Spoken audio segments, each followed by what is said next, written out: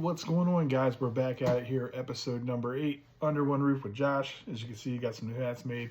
Took the week off last week. We had Memorial Day, and my family and I are very big contributors to anything military. We have tons of family members that are in military. So as much as we try to, we appreciate, we respect them. And, anytime we have an opportunity to celebrate them, we definitely do that. So decided not to do the podcast. And so here we are. And along with that, I want to give a big shout out to a guy named Clayton Kerr. Clayton Kerr is with Caliber Supply. Sent me some awesome hats. Thank you so much, Clayton. I appreciate you. They're really awesome out there in Arizona. They're huge into sealants. Has a lot to do with windows, roofing, concrete, granite, marble countertops, caulking, adhesives. He's a guy you definitely want to know. Look him up on LinkedIn. He's really out there grinding, and I give him credit. The man just doesn't take no for an answer. So big shout out to him. And this week we're going to jump into leadership.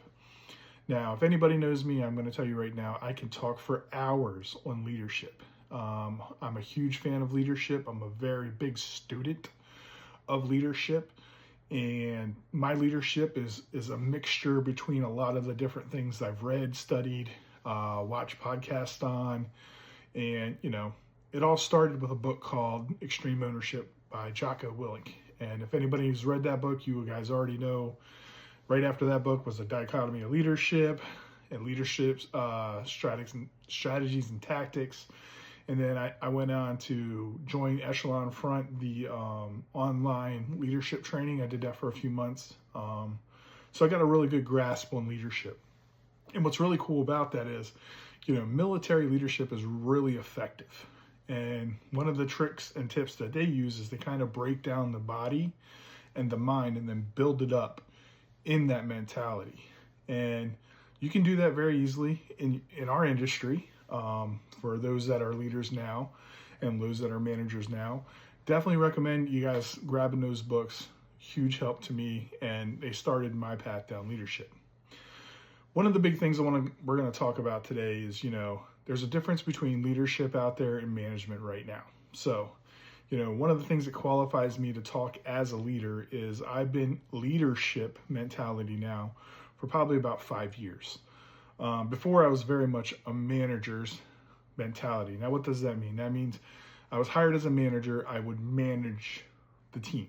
I would manage expectations. I would manage anything that needed to be managed. I wasn't teaching, wasn't building, I wasn't leading. I was doing the day-to-day, and I never really liked that. It bored me because it became very monotonous.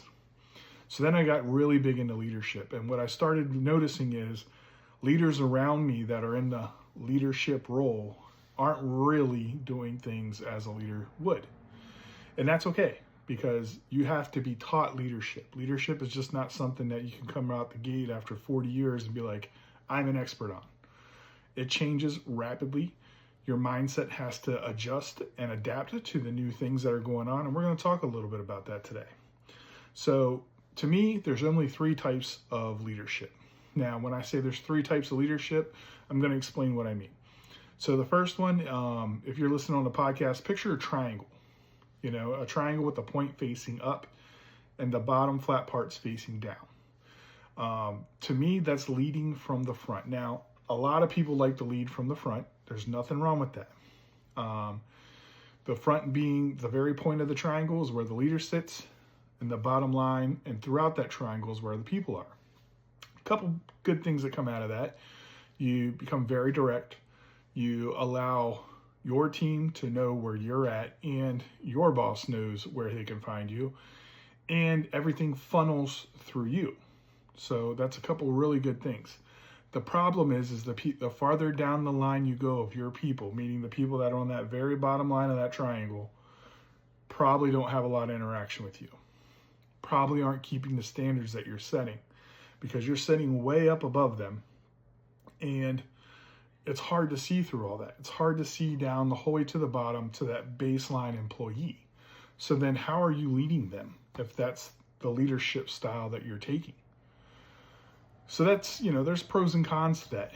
And a lot of leading from the front turns into micromanage it because you can't filter down through all the other people to that lower level, so you end up doing the job or doing majority of the work for that job. The second is what I would consider leading from behind. Now it's complete opposite. Take that triangle, flip it over. Now the tip of the triangle is pointing down, the flat spot of the triangle is facing up, and that's where all your people are on the front line. Now, this was a style that I adopted very early at the beginning of my leadership positions. I thought I was more of a 100% support role. So you put me in, I set the standard, here's the bar up here, and then I went back down to that point and I would fill in as needed. The problem is the communication to get down to that point never comes. So other people, other roles, other things are seeing things go bad faster. They're not handling things quick enough.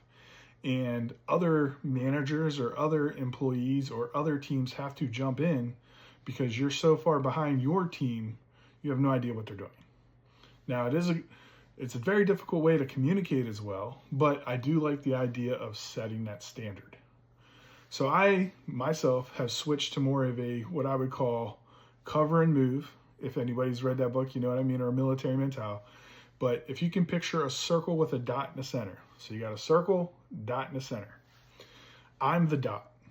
My team is the circle. So I've set the standard with the outside of the circle. But the circle can move. It can flex, it can bend, it can turn. I get communication and I can feed it out through the team.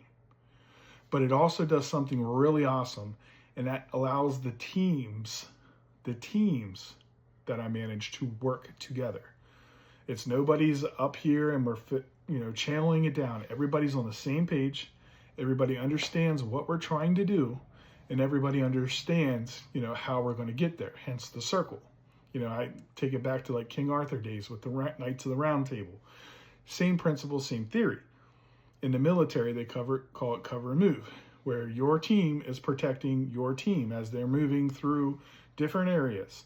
That's exactly what this circle or centralized leadership does. It allows me to get the information I need from my upper management and send it out to my team. And then my team goes out and does what they do. And if I see a hole, I can plug it quick, or the other teammates help plug it quick. And I train and drill this very often. We have a weekly BPR or biweekly BPR that all my team's on. I make all of my production managers talk to each other. The project managers talk to each other.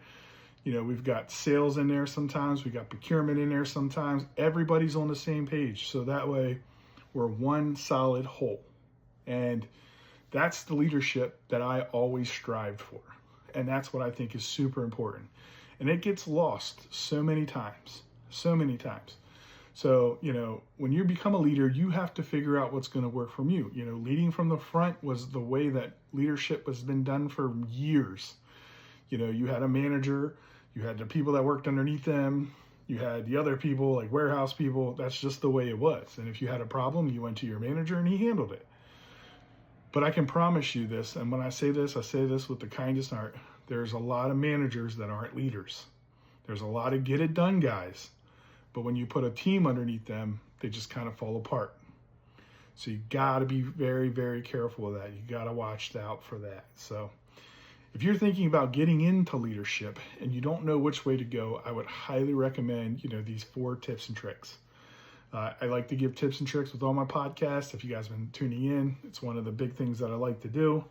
But, number 1, focus on yourself. If you can't organize your life, if you can't, find time to train yourself on how you want to lead and best measurements for leadership and best of this, or, outside of the workplace, you're going to have a real hard time leading a team inside the workplace. So definitely focus on you. Start looking at how you can put a foundation together, whether you're reading books, whether you're holding team meetings, one-on-ones. I mean, there's a plethora of tools out there you can definitely use. So, focus on you. Number 2, ownership. And this is the biggest one that everybody has a hard time with. I'm going to give an example. Leading from the front doesn't hold a lot of ownership. I'm just going to tell you that right now. When your upper management comes to you, You blame the people below you, then you discipline, punish, or however you handle that below you. That's a very simplistic way to do it. Me being a leader, if my team screws up, it's very simple. Yeah, we made a mistake. Here's how we're going to fix it. That's ownership. Not, yeah, we made a mistake and it's going to take, 5, 6, 7 weeks and we're not sure what that outcome looks like. We're not sure what that plan looks like. I'm promising you, you're not owning any of that. Let's just be honest here. You're just not. You're hoping the problem fixes itself, and that's not ownership. Also saying, yeah, it was our fault, but not coming up with a plan or not coming up a way with moving it forward, that's not ownership. That's saying, yeah, I made the mistake, so what? I mean, that's basically what you're saying. So ownership is huge.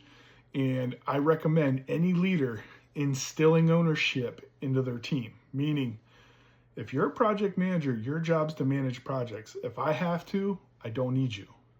And if you ask anybody that reports to me, my number one saying is, look, I hire people to do that job, so I don't have to. If I have to do that job, we're going to have a problem. And 9 times out of 10, I don't have any problems. I set that standard in the interview before they even come aboard. And I say it several times throughout training. I say it several times throughout the year. Making sure that ownership is held on to by your subordinates is huge. It'll make you a way better leader. And then knowing when to lead. Now this one might throw a little red flag to you. What do you mean by that? Let's look at your life. If you're married like I am, happily married, I love my wife. Hopefully she listens to this and I get some brownie points. Doubt it. But if you're married, you know when it's time to say, look, we're going to go do this. And then when it's time for your wife to say, no, we're going to go do this and you're going to follow. It's no different than business. When you have a team, there's going to be people a part of that team that are going to know a little bit more than you. And that's okay. There's going to be people in that team who are a little bit better at something than you. And that's okay. You're their leader. You're their manager. It's okay to have people that know what they're doing and have more knowledge than you. And I know that's kind of a shocker, but that's what you hire for. You hire people that can really focus in these areas. I had a Teams meeting not too long ago with one of my teammates, and we were all sitting in, we were talking about service or something like that. And I had a really great idea. And I was like, I'm going to text this person while we're having this Teams meeting. It's like, hey, what do you think of this idea? She loved the idea. I said, why don't you present it? You'll do a better job if it's coming from you. They'll understand it better, and you can dive deeper into what you're talking about. She did it, and it rocked out. It was great. It worked out perfectly. That's a sign of a good leader. That's knowing when to lead. I could have said it all day and been like, hey, we want to do this, we want to do that. Doesn't come across the same because I don't do that job every day. She did. So I had to follow her lead in that instance to get the result that we were looking for. So it worked out really good. And then the fourth thing is just executing on leadership. And that's the one that people just forget about. I have a hard time separating friendships and team. And, when I become close to people, because as a leader, your job is to inspire, coach, get to know, train, build up. You're taking a human who maybe just needs that little push, and you're creating leader. You're creating leadership out of that. And you become close to that person. You'll know things about them that, just like their wives or their girlfriends or their husbands or however, you learn these things, and it's hard to separate that. But you got to execute. Meaning sometimes you got to handle business. You got to teach a subordinate how to do something, or, discipline a subordinate. And it's hard, when you become really good and really close with someone and they make a mistake, a lot of people are just like, maybe next time I'll say something. Maybe next time I'll do something. Maybe there's not a next time. Maybe the problem gets way bigger, way worse. And then you're standing there like, I could have handled this problem, 3 steps ago, but I didn't because I didn't execute. You combine all 4 of those things together, focusing on you, start reading leadership books, start looking at podcasts, understanding ownership, meaning if something goes wrong, yeah, it was our fault. We're going to handle it. And here's the plan to move forward. Knowing when to lead. Well, look, I'm not the greatest on this, but my teammate down below me, They report to me, they'll kill it. Let's have a meeting with them. And, just those simple things, and then the last thing, execution, like executing on the plan, executing on hiring the correct way, executing on discipline if you have to,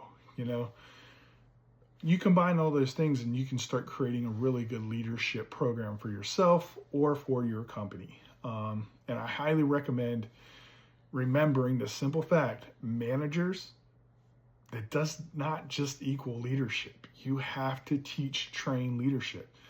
And, don't buy into the BS, because you're going to get BS'd by a lot of managers. You're going to get BS'd by a lot of people that are trying to be leaders. You're going to have to cut through it and find out, use some of these tips, ask them what their ownership looks like, when they had a problem, how did they handle it? If they were training up a bad employee, how was that situation handled? These are key things that are super important in leadership. And we're definitely going to be talking more about leadership moving forward. I just want to make sure, that leadership is at the top of your thing if that's what you want to do. And I love being a leader. There's nothing better. This past year, our company has an annual Christmas, or holiday party, as you would say. And their peers vote on who the employees of the year are. The employees that show the most effort, the employees that show, the most hunger, the willingness to do anything for the company. This year I had 5 out of the 7 team members that won the award, all reported to me. Super big honor. I was one of the guys that ended up getting one as well. And I value that. That's exactly what leadership is. They're getting the accolades they deserve because they've went above and beyond. And I've had several people promoted underneath me, because they're all trained in leadership first. So that's all I got for this week. Big thank you again for everybody that's been following the podcast. As you can see, we got some hats coming. Hopefully we get some t-shirts coming. And I appreciate all of you guys. Just let me know if you got anything. Leave a like, comments, and we'll go from there. Thank you.